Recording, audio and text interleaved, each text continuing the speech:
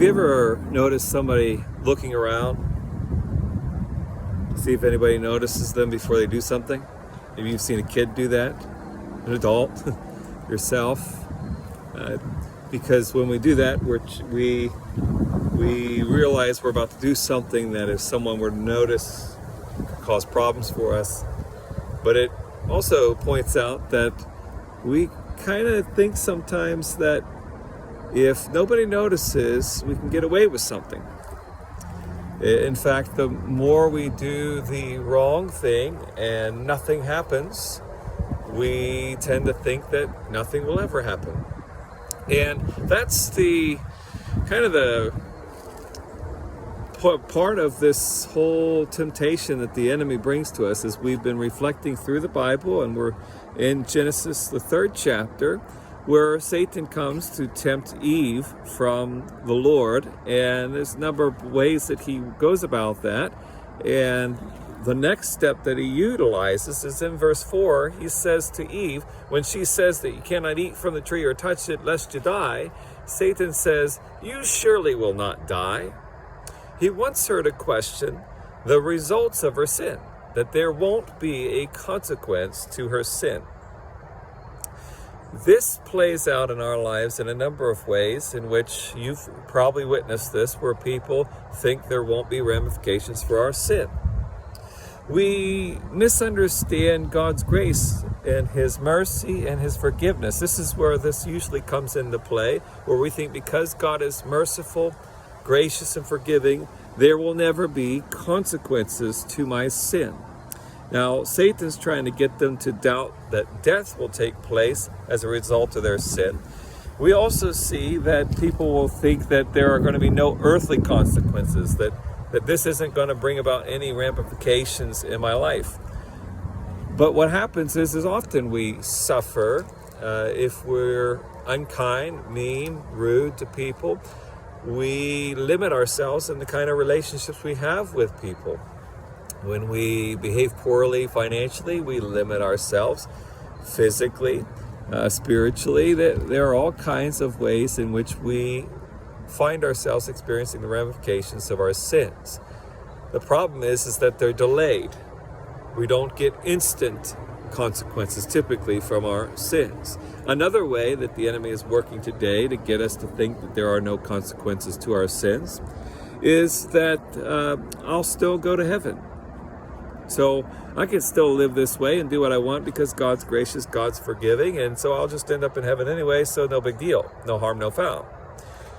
That's not true. And if you've been a part of our church, you've heard me describe salvation. Salvation isn't just saying, yay, Jesus. Salvation is actually making Him your Lord, and you follow Him. And a consistent, persistent, habitual, sinful lifestyle demonstrates that you don't trust Him with your life. You don't trust. If He says this kind of living is harmful, you don't trust Him with that, or you're not willing to surrender to Him. And that demonstrates a person who has actually given their lives to Christ. Not that you earn your salvation, but your salvation tends to have an effect on you, and you live a certain way.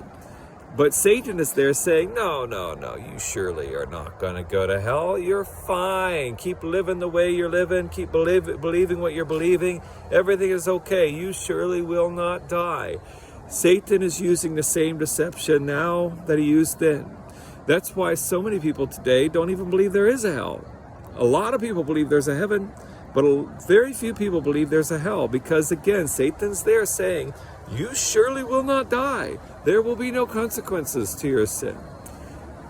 But lo and behold, all around us, there is consistent evidence that there's consequences of our sin. We all die. Every one of us. There might be people who live longer than others. There might be people who live well into their hundreds. But everyone still dies. Everybody that lived in the 1700s is currently dead. Everybody in the first century, everybody in the biblical times, they're currently dead. Everybody without exception, unless you take into account Enoch in the Bible being taken up, and perhaps Elijah being taken up, but for the most part, everybody dies. And so all around us, we have a demonstration that there are consequences to our sins.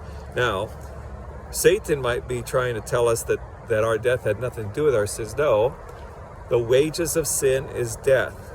If you sin, you will surely die. There are consequences for if I persistently live in habitual sin, then likely I'm not right with the Lord, and there could be eternal consequences, or at the very minimum, there will be earthly consequences. Even though God forgives, even though He gives grace and He gives mercy, there are still ramifications to living a sinful lifestyle. And so before you go to sin, and you think, this won't really impact anything, this little lie, this little bit of unkindness, selfishness, won't have any ramifications, remember, who is giving you that idea? Satan is the one that said, you surely will not die. Don't fall prey to the deception of the enemy. Think about that phrase, you surely will not die. Think about that throughout this week.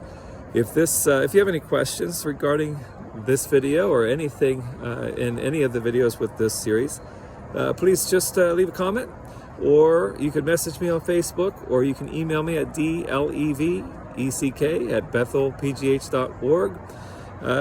If you like the video, please give us a like. Please comment on the video. Please share it with somebody else. If you're on Facebook, please follow our page. If you're on YouTube, please subscribe to the channel and hit the notification button as we continue to try to help each other reflect through the truths of the Bible and let it impact our lives. God bless you.